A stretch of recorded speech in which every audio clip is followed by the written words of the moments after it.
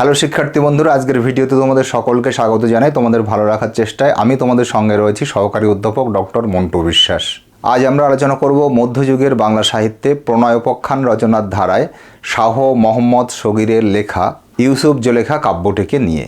তোমরা যারা বাংলা অনার্স বা মেজর কোর্সে পড়াশোনা করছো এবং এমডিসি বা জেনারেল কোর্সে বাংলা নিয়ে পড়ছো, তোমাদের সকলের জন্যই এই আলোচনাটি অত্যন্ত গুরুত্বপূর্ণ। তাই তোমাদের কাছে অনুরোধ, তোমরা আলোচনাটিকে প্রথম থেকে শেষ পর্যন্ত ধৈর্য ধরে শুনবে এবং প্রয়োজনে খাতায় লিখে নিয়ে এটিকে পরীক্ষার জন্য ভালোভাবে তৈরি করবে। ভিডিও শুরু করার আগে বলি, তোমরা যারা এই চ্যানেলটিতে নতুন রয়েছে এবং এখনও চ্যানেলটিকে সাবস্ক্রাইব করোনি, তোমাদের কাছে অনুরোধ তোমরা চ্যানেলটিকে সাবস্ক্রাইব করে নিও এবং ভিডিও ভালো লাগলে একটি লাইক করে দিও। আর নতুন ভিডিওর নোটিফিকেশান পাওয়ার জন্য পাশে থাকা বেল আইকনটিতে ক্লিক করতে ভুলো না। চলো দেরি না করে আজকের আলোচনা শুরু করা যাক। বাংলা মেজর, মাইনর এবং এমডিসি সকল ছাত্রছাত্রীদের জন্য প্রয়োজনীয় একটি আলোচনা ইউসুফ জুলেখা কাব্য।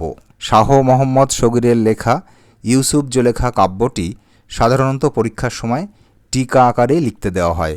এই জন্য আমরা এই আলোচনাটি সংক্ষিপ্ত টিকা আকারেই করব।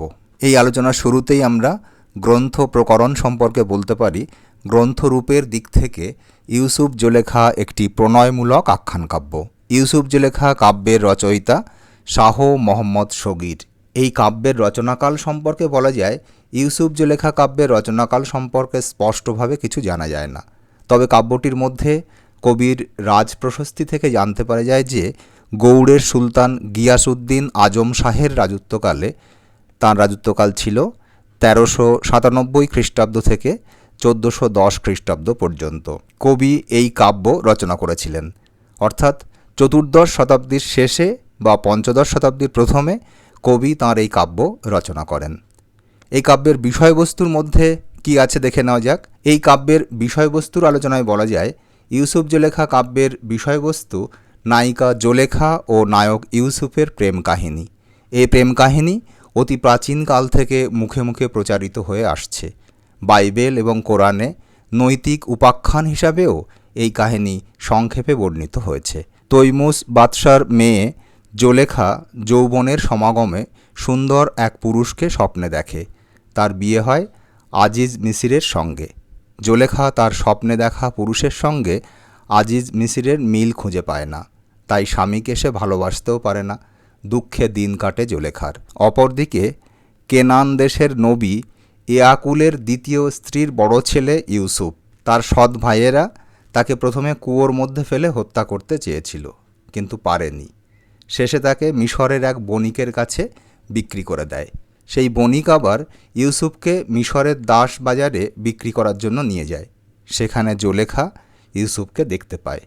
ইউসুফ ছিলেন সুদর্শন পুরুষ, তার ভিতরে জুলেখা তার স্বপ্নের পুরুষকে খুঁজে পায়।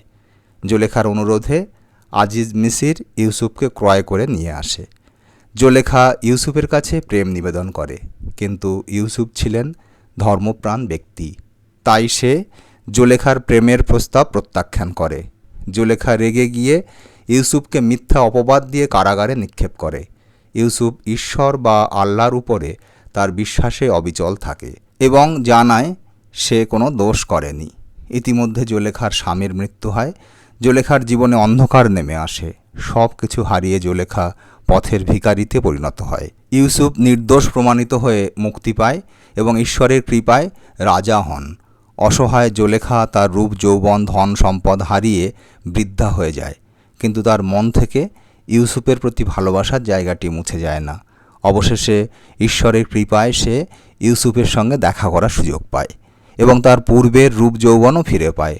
অন্তরিক্ষ থেকে আল্লাহর নির্দেশ পেয়ে ইউসুফ জুলেখাকে বিবাহ করেন। জুলেখা নিজেকে ইউসুফের চরণে সমর্পণ করে ধন্য হয়।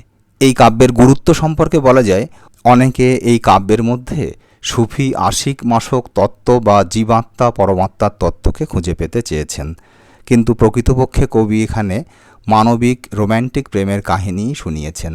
এছাড়া কাহিনী বর্ণনা, সহজ সরল ভাষা, বাংলার প্রকৃতি ও জীবন স্বভাবের প্রকাশ, ইউসুফের মতো ধর্মপ্রাণ চরিত্র সৃষ্টি, জুলেখার কামনা বাসনার বাস্তব চিত্র অঙ্কন, সমস্ত দিক মিলিয়ে মধ্যযুগের বাংলা সাহিত্যের ইতিহাসে ইউসুফ জুলেখা প্রণয়মূলক আখ্যান কাব্যের ধারায় উজ্জ্বল হয়ে আছে। আমরা আমাদের আলোচনাকে এখানেই শেষ করছি।